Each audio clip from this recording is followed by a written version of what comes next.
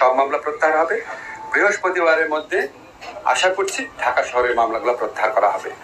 আপনাদের সাংবাদিক কমিউনিটি, আপনারা সাংবাদিক রোজিনা ইসলামের বিরুদ্ধে জানেন যে কি মিথ্যা মামলা করা হয়েছিল।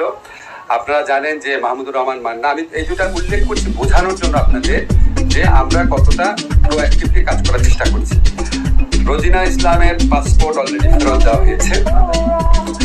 রোজিনা ইসলাম ও মাহমুদুর রহমানের মামলা আগামীকালই প্রত্যাহারের ব্যবস্থা নেওয়া হবে। ইনশাআল্লাহ আগামীকালের মধ্যে প্রত্যাহার হয়ে যাবে। মাহমুদুর রহমান মান্না, আমি যেটা বলি শেষ করতে দেন।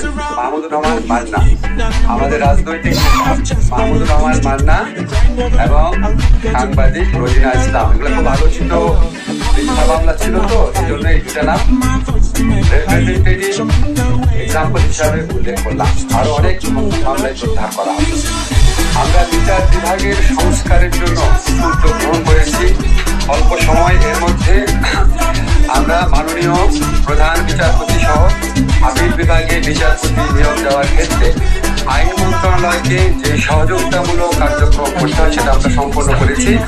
আপনারা দেখেছেন অতি দ্রুত আমাদের প্রধান বিচারপতি এবং আপিল বিভাগে যারা বিচারপতি আছেন, মাননীয় প্রধান